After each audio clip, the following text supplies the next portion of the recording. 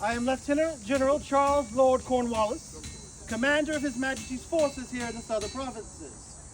And I'm here to tell you about our campaign up to this point. We are preparing to march from Charlotte to South Carolina in response to a minor mishap that happened not far from here at Kings Mountain. Now, it's not too much of a loss, but I'm playing it safe with my troops. So our campaign here in the Carolinas, this was actually our second attempt.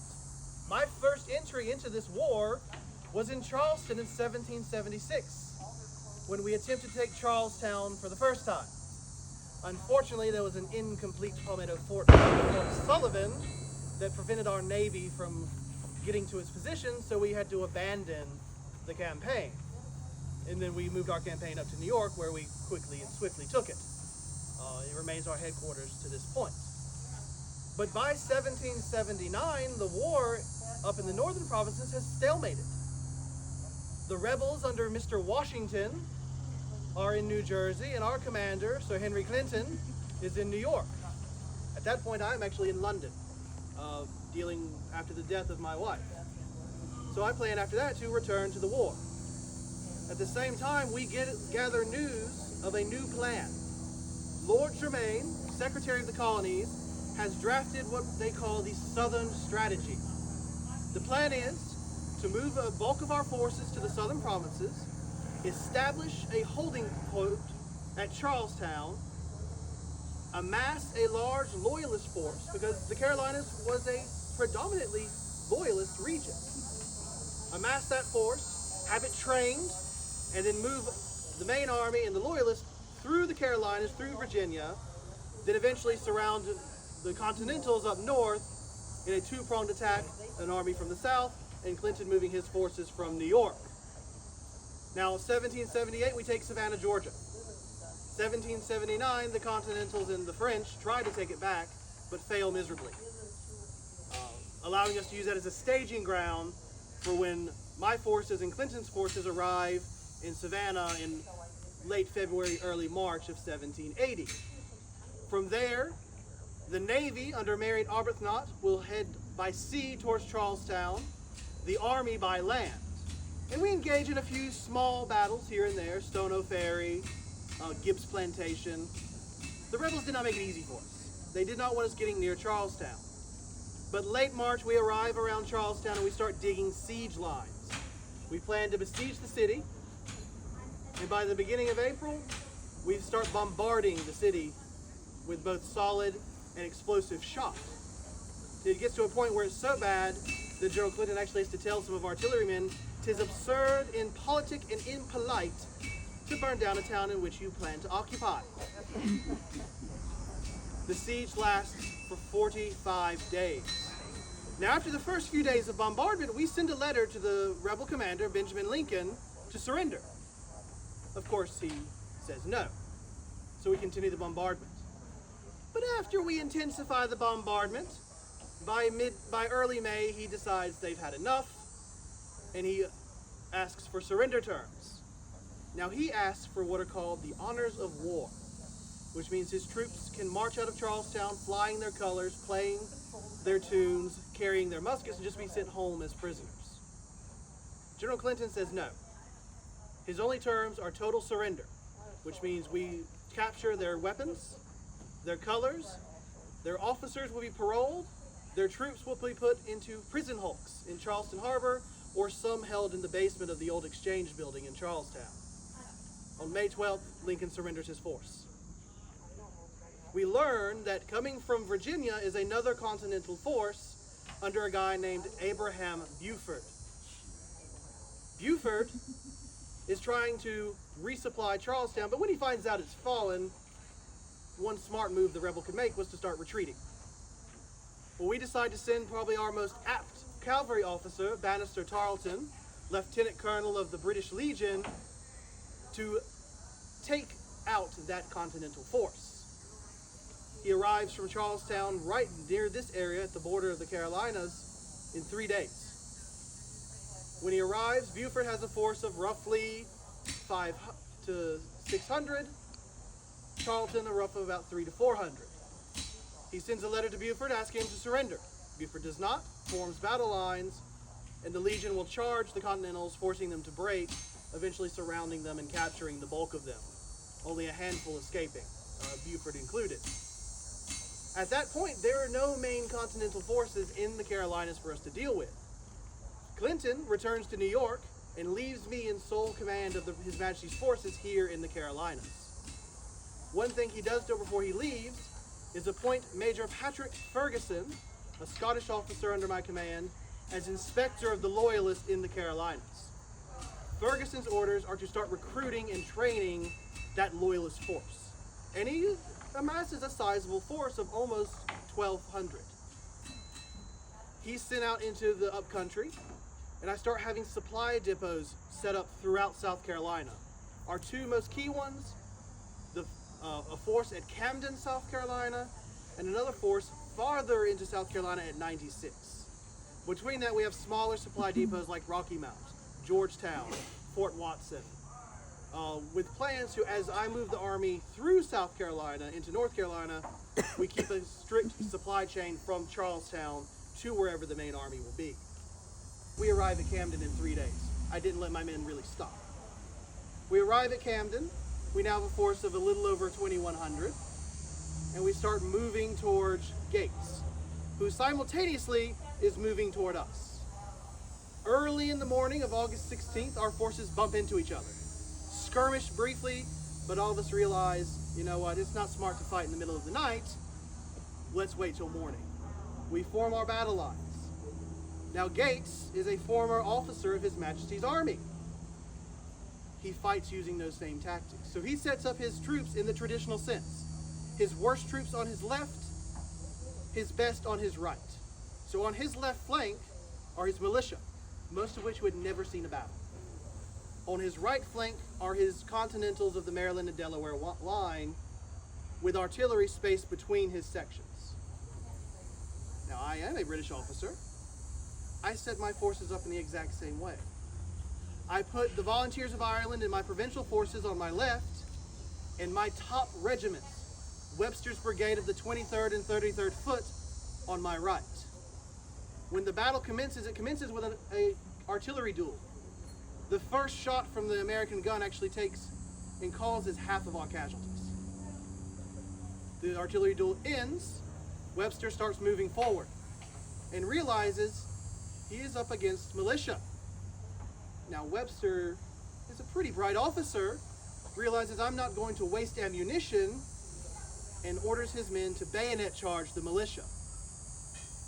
Maybe a handful fire a shot, the rest flee, right through the reserve of Continentals, opening Gates's left flank, so opening what would be for our right flank. Webster, I order to start wheeling and surround the Continentals, who do put up a very heavy firefight. And eventually we'll start a retreating fight, taking very significant casualties. In total, the rebels lose over 1,000 killed, wounded, and captured. We lose a few hundred, most of which came from that first cannon shot. Gates, from my reports, was far away from the battle before it was over, really before it began. Our reports say he arrived back in Charlotte 3 days and did not stop. South Carolina is now ours. So by that point, North Carolina is our next target. So we start planning our advance. The issue is partisans. Here in 96, moving away from a large force of over-mountain men. I consider that them being dealt with, so I move my forces here into North Carolina. Our target, Charlotte. It is right on the Great Philadelphia Wagon Road, which connects it directly to one of our supply depots at Camden, and means I can move my forces to the real target, the real prize, Salisbury. I'll give it a second.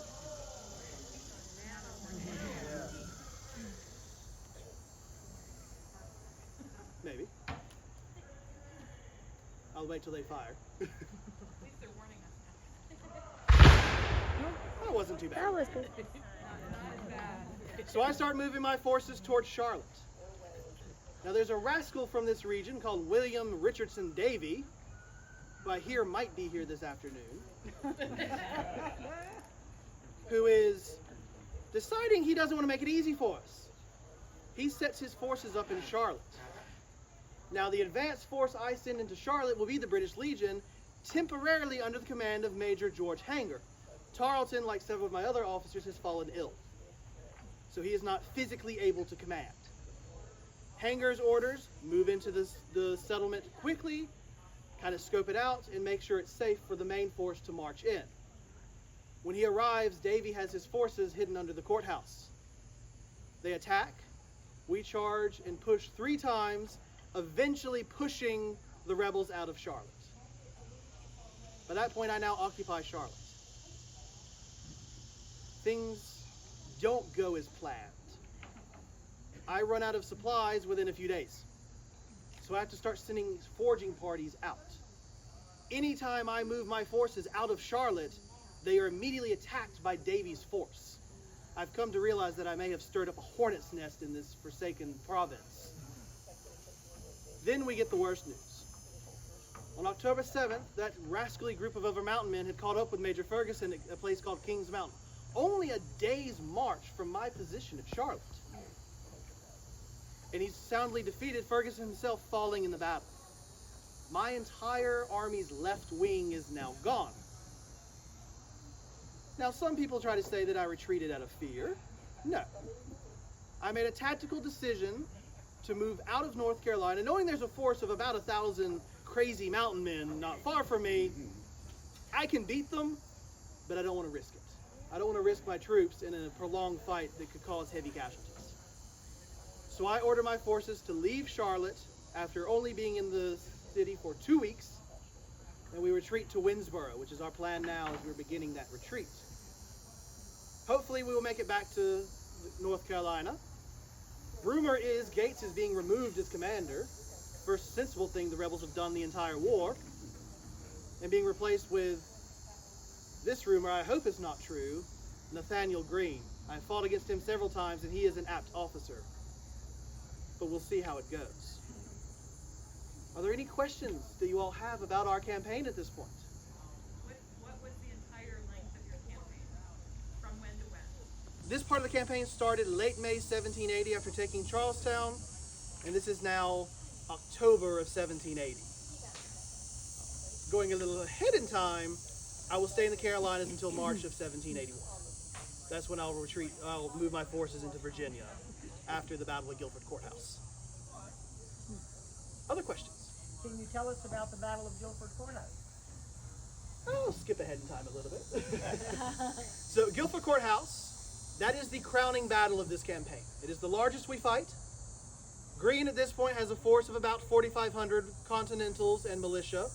I have a force of 2,100. And we fight in an area called New Garden, right at the Guilford County Courthouse. Greene, taking the lessons learned by Morgan at Cowpens, which was an unfortunate defeat I've still yet to forgive Tarleton for, forms his men in 3 lines. Difference is the Guilford Courthouse location is much larger than Cowpens, so his forces are spread out farther. To be truthful about the battle, it is an absolute chaos. We get to the first line of militia, they fire a volley, we charge, they fall back. We take heavy casualties. We get to their second line of militia in the woods, and things start to break apart. Part of my force heads this direction, part of my force under my command heads this direction. It is now a race to see who can get through the second line to where we assume there is a third line of Continentals, which there was, out in an open field in front of the courthouse. The first group to exit to the third line will be Webster's brigade. And they take heavy casualties, Webster himself taking a musket ball to the knee. He'll die a few weeks later. A heavy firefight between the Webster's brigade and the Continentals ensues. Eventually, what is called the Brigade of Guards, the Coldstream Guards under Charles O'Hara, make it and start trying to flank the Maryland Continentals. The Marylanders are not a regiment to be trifled with. They engage the Brigade of Guards, and for 20 minutes, my forces and the Marylanders duke it out hand to hand, bayonet to bayonet. By that point, I realized this might not be going my way. General O'Hara, my second in command, is laying on the side of the road wounded. He'd been shot in the side. I ordered 2 of my 3-pounders rolled up and loaded with grape shot. Because at the same time, William Washington's cavalry is beginning to charge. I want to halt that cavalry charge. They're trying to recreate the double envelopment that Tarleton fell for at Cowpens. Now, General O'Hara is telling me, do not fire. You will wound or kill our own men. I ignore him, order the grape shot to fire, and it halts the fighting, forcing the Continentals to retreat. We hold the field, but I lose a quarter of my army.